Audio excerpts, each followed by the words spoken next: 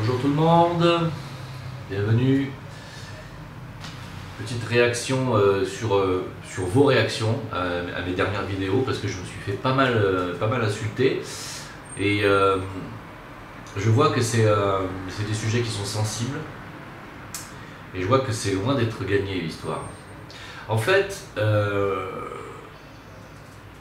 tout découle de la vision que vous avez du monde actuel, en fait, principalement occidental, parce que le problème est surtout en Occident aujourd'hui.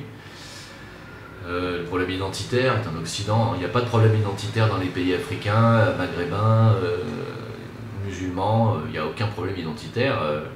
Les Marocains sont parfaitement, on va dire, en osmose avec les lois de leur pays, avec leur drapeau. Les Algériens aussi. N'importe quel pays africain, n'importe quel pays musulman, n'importe quel pays américain est en parfaite osmose avec son pays, avec son drapeau. Ils n'ont pas honte de sortir le drapeau dès que... Voilà. En France, on est dans un pays où non seulement on n'a plus le droit de sortir le drapeau français, mais on vous insulte quand vous le sortez, et même il y a même des reportages qui passent comme ça, où on voit même des copropriétés qui interdisent carrément aux copropriétaires de mettre un drapeau français. C'est quand même... Là, il y a quand même un problème, je veux dire, je sais pas, que vous le reconnaissiez ou non, il y a quelque chose en France qui ne tourne pas rond. Pourquoi? Parce que, comme je vous l'ai dit, on est dans un système maintenant, avec la création de l'Union européenne, où la France ne doit plus exister en tant que pays, en tant que nation. Vous comprenez ça? Donc, qu'est-ce qu'on fait? On diabolise tout nationalisme en France. On diabolise tout nationalisme et tout nationaliste. Hein? On dit que les électeurs du Front National sont les plus idiots, par exemple. On dit des choses qui sont diffamatoires, qui sont rabaissantes pour le Gaulois. Il faut le voir comme ça. Il est donc honteux d'être patriote, il est donc honteux d'aimer la France, il est donc, voilà. Il est honteux de dire que la France devrait avoir des frontières, c'est honteux. Ça, c'est le système qui dit que c'est honteux, bien entendu. Et je me retrouve confronté à tout un tas de personnes alors, qui m'insultent, qui me menacent. Alors je tiens à préciser que c'est pas la peine de me menacer sur Facebook ou sur YouTube parce que je vous bloque immédiatement. Hein. Vous doutez bien que les menaces, ça apporte pas, ça fait pas avancer le schmilblick. C'est pas en menaçant les gens qu'on fait avancer les choses. Si vous voulez qu'on discute, il faut discuter intelligemment. On discute que sur Facebook, je ne discuterai pas sur YouTube. Facebook, Jim Le Veilleur, J-I-M, plus loin Le Veilleur en un seul mot. Il y a deux visions du monde à avoir. C'est soit vous adhérez à la vision actuelle qu'on est en train de mettre en place en Occident du nouvel ordre mondial et d'un gouvernement mondial. C'est ce qu'ils veulent faire. Ils veulent détruire les nations européennes pour faire une gouvernance mondiale. À la fin, ils vont s'allier, ils allieront l'Europe, disons l'Union européenne va s'allier avec l'Union américaine, ça va créer un seul bloc. Puis, quand ils auront fait la guerre à la Russie, à la Chine et à tous ces pays récalcitrants musulmans du Moyen-Orient, ils feront un autre bloc, et puis à la fin, tous les pays du monde seront coalisés, alliés, mais il n'y aura plus de pays en réalité. Avant que tout ceci arrive, eux, ils veulent détruire les nations. Donc ils vont vouloir détruire la nation russe, ils vont vouloir détruire la nation chinoise, ils vont vouloir détruire la nation pakistanaise, iranienne, hein, qui sont des civilisations qui ont des siècles et des siècles. Ils vont vouloir détruire, bon le Japon c'est déjà fait, ils vont vouloir détruire quoi encore? Donc tous les pays du Moyen-Orient, ça y est, c'est en train de se faire. Tous les pays africains, ils les tiennent pas en laisse, si je puis dire. Les pays du Maghreb, c'est pareil. Donc, soit vous adhérez à cette vision du monde qui est de détruire les pays, de détruire les frontières, comme certains utopistes, certains qui se disent humanistes me crient dans les oreilles, mais c'est la faute des frontières s'il y a des problèmes entre humains. Voilà, c'est tellement simple de dire que c'est parce qu'il y a des frontières que les humains se tapent sur la gueule. C'est réducteur, un peu quand même. Hein. Alors, soit vous adhérez à cette vision des choses, soit vous adhérez comme moi, parce que moi je crois à la destinée des nations, que les nations, vous pensez comme moi, que les nations sont des entités à part entière, qu'elles ont leur propre identité, hein, et que leur peuple donc représente cette identité, comme par exemple l'identité espagnole avec sa musique, son flamenco, sa musique gypsy ou sa musique voilà, typique espagnol, sa paella, sa gastronomie donc, voilà, c'est ses coutumes. L'Espagne a son identité, sa musique, sa langue, voilà. L'Italie, c'est pareil, je veux dire, ce sont des identités à part entière, et c'est ce qui fait leur beauté, leur grandeur, c'est cette identité-là. La France avait une identité avant. Avait. Hein, elle n'a plus d'identité, la France. Aujourd'hui, on n'en a plus aucune. L'Angleterre a une très forte identité. Regardez comme les Anglais sont identitaires, énormément identitaires. Regardez dans la musique rock, pop rock anglaise, dans leur langue, voilà. Bon, eux aussi sont aujourd'hui dans une situation, je ne sais pas où ils vont. Hein. Bon, pourquoi ils ont voulu sortir de l'Union européenne et pourquoi ils ont jamais voulu rentrer dans l'euro et pourquoi ils bloquent l'entrée des migrants à Calais. Hein, pourquoi? Parce qu'ils voient bien qu'ils sont atteints à la limite de ce qu'ils pouvaient accepter. Hein. Bon, donc voilà le gros souci. Hein. À Londres, ils ont élu un maire musulman parce que maintenant il y a une grosse communauté musulmane qui a voté pour ce maire. Et puis ça y est, c'est parti déjà. On est parti sur l'islamisation de Londres. Hein. Comment ça va se finir? Ça, je sais pas. On va voir. Hein. Donc tout ça pour dire quoi? Que moi, je crois en l'identité des nations. Si vous allez aux Indes, il y a une gastronomie indienne. Il y a une histoire indienne, il y a une langue, bien entendu, il y a une culture très, très spirituelle. Si vous allez en Iran, c'est certainement, enfin, c'était certainement pareil avant les ayatollahs, parce que pour moi, là, ils sont retournés au Moyen-Âge depuis les années 80. Si vous allez en Russie, c'est une nation qui a... Pareil, hein? Est-ce que j'ai besoin de détailler encore? Voilà. Vous avez n'importe quelle nation du monde. Moi, je crois aux nations. Pour moi, les nations sont des identités à part entière. Et c'est ce qui fait que le monde est diversifié, justement, et composé de différentes nations, de différents peuples, qui ont cette identité-là, nationale, et qui fait que finalement, ce monde est multiculturel, justement. Multiculturel, il y a diverses cultures, il y a diverses nationalités, diverses identités nationales. Donc, si vous croyez comme moi à la destinée des nations, comme croyait Alice Bailey, moi j'adhère à ça. Il est possible d'y avoir un nouvel ordre plus tard mondial, ou un gouvernement mondial, avec des nations coalisées. Vous voyez, comme on aurait dû faire une Union européenne des nations, et non pas une Union européenne des banquiers américains, tout en détruisant les nations européennes qui étaient millénaires. Hein, c'est une boucherie. Ça mène à quoi cette histoire? Comment peut-on effacer le passé d'un pays qui a presque 2000 ans d'histoire? Hein, en remplaçant son peuple, maintenant ça va être l'arabe à l'école, etc. etc. C'est une façon de tuer la France, hein, et de tuer son identité. Ça va continuer, hein, ça ne va pas s'arrêter là. Que ce soit la gauche ou que ce soit Sarkozy qui repasse, ça va continuer. Vous doutez bien que ce n'est pas eux qui décident, ils obéissent à un plan, hein, ils obéissent aux mêmes personnes, la gauche et la droite. L'UMP et le PS obéissent exactement au même maître, hein, de la finance américaine. Hein. Donc, c'est ça, c'est cette façon de voir le monde. Quand j'ai dit que Zemmour avait raison sur une chose, c'est qu'il fallait franciser les prénoms des gens qui prennent la nationalité française, je me suis fait sauter à la gorge par quelques dizaines de personnes qui m'ont fait des menaces, qui m'ont dit que s'ils me croisaient, ils allaient m'égorger, des choses comme ça. Donc, vous avez compris que c'était des musulmans qui m'ont dit ça. Je trouve ça dommage, parce que si vous allez aux États-Unis, c'est exactement la même chose. Si vous demandez la nationalité américaine, vous devez prendre un prénom américain sur le calendrier américain. Point final. Moi, j'habite au Maroc, vous le savez.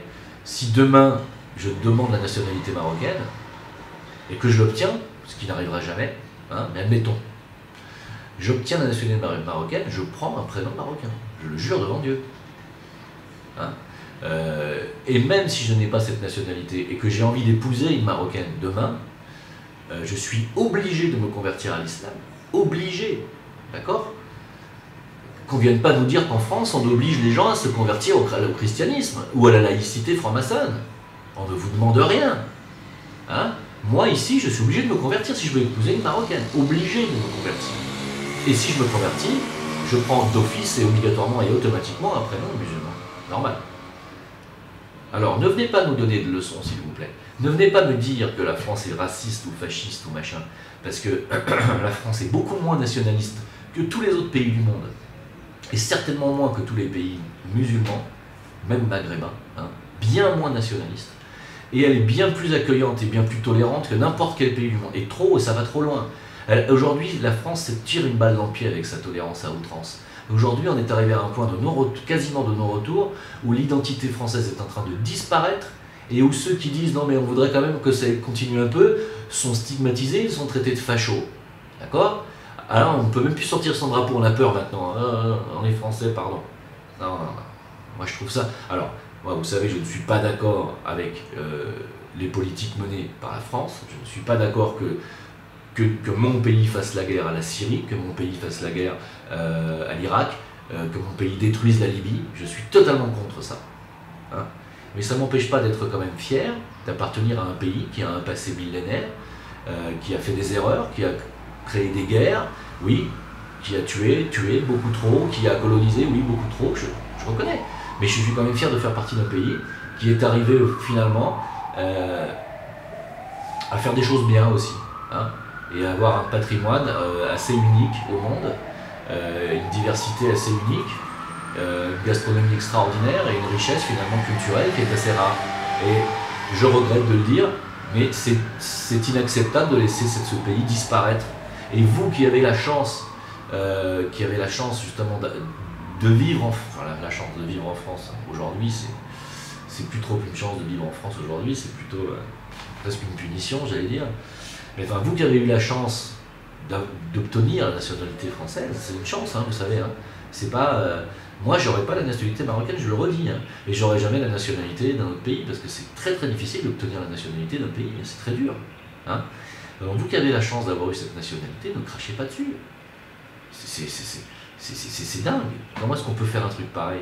Et justement, vous devriez aimer votre pays. Si vous voulez vous sentir enraciné, et là si on peut parler de choses un petit peu plus occultes, un petit peu plus spirituelles, si vous voulez vous sentir en corrélation avec votre terre, celle où vous vivez, même celle où vous êtes né, si vous êtes né en France, hein, que vous êtes d'origine X, vous êtes né en France, si vous voulez être bien dans la terre où vous vivez, sur le plan spirituel, comment voulez-vous être enraciné si vous ne faites que cracher sur votre pays, sur votre terre de naissance? Comment voulez-vous vous sentir bien? Comment voulez-vous grandir, vous épanouir en crachant sur votre mère en permanence? Parce que c'est la terre-mère, la patrie. Hein. D'accord? Vous êtes né en France, vous avez la nationalité française, vous devez grandir dans le sein de la République française. Donc prendre un prénom français n'est pas une honte. Je tiens à rappeler quand même que les Juifs l'ont fait. Hein. Et alors, il est où le problème? Il est où le problème? Moi ici, je connais beaucoup de Français qui ont des prénoms musulmans, qui se sont convertis, beaucoup. Je vous l'ai dit encore une fois, si demain j'ai la nationalité marocaine, je prendrai un prénom marocain, oui. Je garderai mon prénom en deuxième, je prendrai un prénom marocain. Tant que je vivrai sur cette terre, oui. J'estime que c'est un honneur de recevoir la nationalité d'un pays, c'est un honneur. Voilà. Donc vous avez eu l'honneur de recevoir la nationalité française. Votre religion n'a rien à voir là-dedans. Votre religion, vous pouvez la vivre au quotidien chez vous, dans la sphère privée, et vous n'êtes pas obligé de l'étaler aux yeux de tout le monde en faisant la prière par terre dans les rues. Vous n'êtes pas obligé... voilà. Vous pouvez parfaitement garder votre spiritualité pour vous. Vous avez votre nom de famille de toute façon qui dénote et qui prouve et qui démontre que vous êtes d'origine de telle religion, de telle culture, mais vous prenez un prénom du pays où vous habitez, c'est tout à fait logique.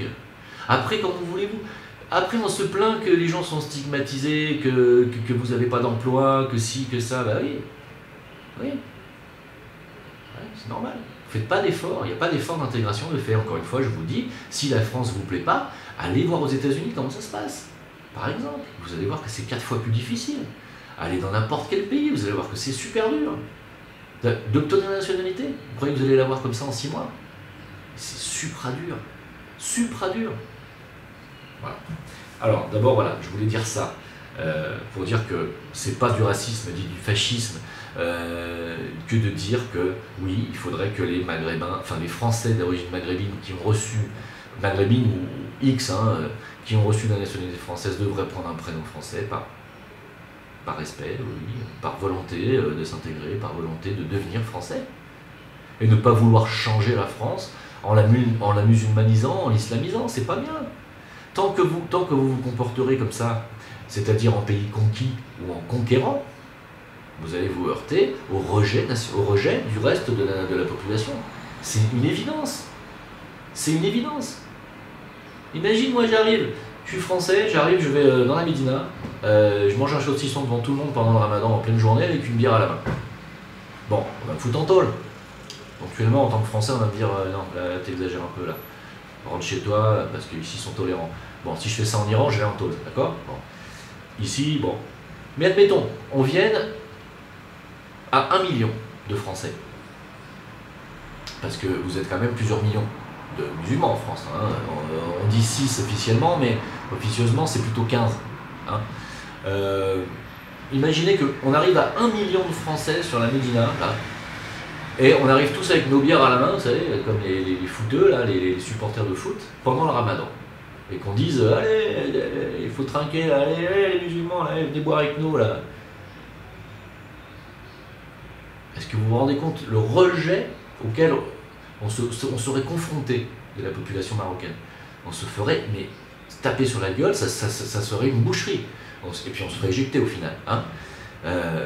Ça n'arrive pas en France, on ne vous éjecte pas, on ne vous tape pas sur la gueule. On vous laisse faire jusqu'à présent, on laisse vos femmes porter les burqas alors que c'est interdit, on vous laisse porter le voile alors qu'on vous a dit non, pas à l'école, pendant les lieux publics, on vous laisse quand même faire malgré tout. Et vous continuez, vous continuez. Et puis non, on ne prendra pas de prénom français. Et puis non, on continuera nos revendications. Et puis non, nous c'est l'islam, parce que l'islam c'est l'islam et ça passe avant. Et bien tant que vous vous comporterez comme ça sera le rejet. Et c'est pas parce que je le dis que je suis raciste. Comprenez bien. Je dénonce les choses telles qu'elles sont. Hein. Voilà, donc je voulais faire une rectification là-dessus, pour vous dire que moi... c'est pas du tout du racisme de ma part de vous dire ça. Je vous invite à faire un pas. Faire un pas vers la paix, vers la réconciliation. La réconciliation. Hein, la réconciliation nationale, justement. Quand vous allez voir un match de foot de l'équipe de France, vous savez tous sortir le drapeau français, vous êtes tous derrière Zidane. Pourquoi est-ce que d'un coup, en dehors de ça, c'est une honte d'être français? Pourquoi c'est une honte d'avoir un prénom français? C'était quoi le problème? Ça devrait pas. Ça devrait pas. Et tant que ça sera comme ça se passera pas bien. Et les élections qui arrivent vont voir un deuxième tour Sarkozy-Marine Le Pen. On est quasiment dans un cas de figure de quasi-guerre civile assurée, hein, parce que ce soit Sarko, que ce soit Marine qui passe, je la sens mal l'histoire. Hein. Voilà. Je voulais faire un petit peu cette rectification parce qu'il faut savoir se situer dans un camp. Et quand je parle de camp, choisir son camp aujourd'hui, c'est pas choisir sa nationalité ou choisir sa religion ou choisir entre le Maghreb et la France. C'est pas ça le camp dont je vous parle, moi. Aujourd'hui, on est dans une situation où on a une élite financière tenue par quelques familles américaines, hein, qui veut instaurer un nouvel ordre mondial, un gouvernement mondial sur cette planète. Ils veulent détruire tous les pays du monde. Parce qu'ils veulent que ce soit Israël qui dirige ce gouvernement mondial. Hein, ils veulent que la capitale du gouvernement mondial soit à Jérusalem. C'est Attali qui le dit. Donc tout ça, cette espèce de... Comment dire? Cet affrontement communautaire vers lequel ils nous mènent tous, c'est-à-dire de dresser les musulmans contre les Français chrétiens, ou les athées, ou les laïcs contre les croyants de n'importe quelle religion, de vouloir nous monter les uns contre les autres, ça c'est une volonté du système.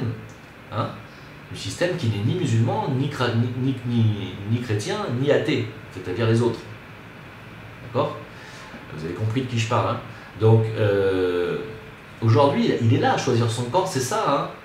C'est où vous êtes pour le nouvel ordre mondial, c'est un nouvel ordre mondial qui est israélien, qui est sioniste. Ah, aujourd'hui, je parle de celui-là, du gouvernement mondial, parce qu'il y en a plusieurs. Il y en aurait plusieurs. Mais enfin, on va dire aujourd'hui, c'est celui-là qui domine. Hein. Donc, votre camp, il est là. C'est où vous aimez votre pays, votre nation, donc votre drapeau. Et même en tant que Français d'origine maghrébine ou musulmane, vous pouvez très bien dire, moi, je veux qu'on remette des frontières et je veux qu'on arrête de faire rentrer n'importe qui dans mon pays parce que je suis français, même si je suis d'origine X, italienne, n'importe quel pays, on s'en fout. Vous êtes français, vous aimez la France. Si vous aimez la France, vous devez aimer son drapeau, vous devez aimer sa culture et aussi les prénoms chrétiens qui font partie de son histoire. Chrétiens ou pas chrétiens d'ailleurs.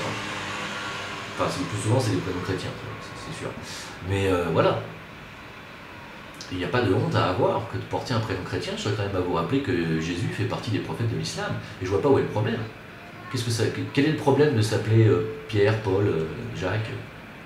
Pourquoi ça serait si grave que ça pour un musulman? Expliquez-moi. Qu'est-ce qu'il y a? Pourquoi? C'est quoi votre problème avec ça? C'est si dur que ça? Est-ce qu'on vous demande de manger du cochon là? hein. C'est un prénom. Hein. Pas, on ne demande pas de changer de nom de famille, d'accord? Un prénom, c'est tout. Voilà, je tiens à rappeler que dans n'importe quel pays du monde, c'est comme ça, et que dans les vôtres, c'est comme ça aussi. Ne me dites pas que c'est pas comme ça dans vos pays, c'est bien pire que ça, d'accord? C'est tout. Donc c'est pas du racisme que de dire ça. Et je voulais faire cette mise au point. Aujourd'hui, choisir son camp, c'est où vous êtes du côté des sionistes qui veulent un nouvel ordre mondial et qui veulent détruire la France, entre autres, hein, et les autres nations européennes, ou vous êtes du côté des nations, et vous dites non, on récupère notre souveraineté, on remet nos frontières, on décide qui rentre, qui sort, on garde notre identité nationale, même si on s'appelle Cherkaoui ou je sais pas, Fatoumi, ou tout ce que vous voulez comme nom à consonance arabo-musulmane, mais vous pouvez prendre un prénom tout à fait français et garder votre nom de famille, voilà. C'est tout. Et puis ça ira beaucoup mieux, tout le monde s'entendra mieux comme ça, franchement. Ça sera déjà un pas, moi je crois. Voilà, c'est ce que je crois. J'ai le droit de le croire et c'est pas la peine de m'insulter, parce que si vous n'êtes pas d'accord avec moi, c'est pas la peine ni de m'insulter, ni de me menacer de mort, parce que j'ai rien dit de haineux, ni contre les musulmans, ni contre les arabes, ni contre les autres. C'est pas de la haine. Moi j'essaye, je tente une réconciliation aussi, à ma façon, parce que je suis justement français vivant dans un pays arabo-musulman, et que je témoigne. Je témoigne que d'un côté je me fais attaquer par les Français islamophobes qui me disent t'es un traître parce que tu défends l'islam, et de l'autre côté je me fais attaquer par les musulmans parce qu'ils me disent t'es un facho. Non, je suis ni l'un ni l'autre. Je reconnais que dans le pays où j'habite, il est bon de côtoyer les musulmans ici parce qu'ils sont très agréables. Je le dis, hein. Et d'un autre côté, je ne suis pas un facho parce que je dis à des franco-marocains ou des Français, des Marocains nés en France, qui ont la nationalité française, de faire un effort et de prendre un prénom, de se franciser. C'est pas non plus être facho. Voilà. Je pense que c'est un juste milieu dans les... Et moi, c'est le juste milieu qui m'intéresse. Est-ce que ça vous intéresse, le juste milieu? La question, elle est là. Est-ce que vous êtes intéressé par ça? Hein? Deux visions du monde. Les nations qui vivent ensemble, qui se coalisent pour faire un monde de nations. Un nouvel ordre mondial basé sur les nations qui s'entraident, qui font du commerce entre elles, qui gardent leurs identités, qui s'échangent culturellement des choses? Ou est-ce que vous êtes pour un grand melting pot, on rase tout, on casse toutes les frontières, et on recommence, et on fait un grand gloubi-boulga, là, on mélange tout le monde, on fait venir des migrants, des Syriens à qui on est en train de faire la guerre, sont en train de rentrer en France? Est-ce que vous vous rendez compte? C'est-à-dire, est-ce que, quand les Allemands nous faisaient la guerre 40, est-ce qu'ils faisaient rentrer des migrants français en Allemagne? Bien sûr que non. Et si ça avait été le cas, comment se seraient comportés les Français sous occupation allemande? Comment ils se seraient comportés en Allemagne? En résistant. Aujourd'hui, on a un gouvernement de merde, il faut le dire, qui fait la guerre à la Syrie, qui détruit la Syrie, qui a détruit déjà la Libye, hein, et ils font rentrer des mecs à qui finalement on fait la guerre. Mais c'est de la folie. Comment on ne peut pas être d'accord avec ça? Enfin, je ne sais pas si vous vous rendez compte. Hein? Fatalement, les Syriens, ils arrivent dans le pays qui est leur plus grand ennemi finalement, avec les États-Unis. Nous sommes le plus grand ennemi de la Syrie et on les fait venir en disant ah mais il faut être cool avec eux. Évidemment, il faut être cool avec eux, mais eux ils n'ont pas envie d'être cool avec nous, ils ont envie de nous égorger. On est en train de détruire leur pays, mais enfin je sais pas, vous réfléchissez 2 minutes. C'est pas une question d'être facho ou de ne pas vouloir les accueillir, c'est une façon de logique. C'est une histoire de logique. Les Syriens devraient être accueillis par des pays musulmans voisins. Bref. Bon, enfin, tout ça pour dire quoi? Pour dire que moi je ne suis pas nationaliste dans le sens où je défends la politique française actuelle, je ne la défends absolument pas. Je suis même totalement contre cette politique actuelle, mais totalement. J'étais déjà contre celle de Sarko, voilà. Et donc, c'est pas de ce nationalisme-là dont je vous parle de revenir à des valeurs d'identité nationale française, et ces valeurs-là devraient être partagées par tous les Français, et pas seulement, on devrait pas faire passer sa communauté ou ses origines avant l'esprit républicain national. Je suis désolé.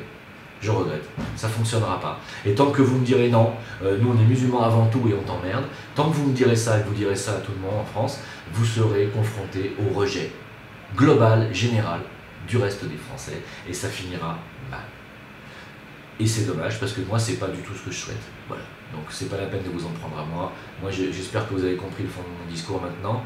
Je voulais faire cette mise au point sur cette double vision du monde.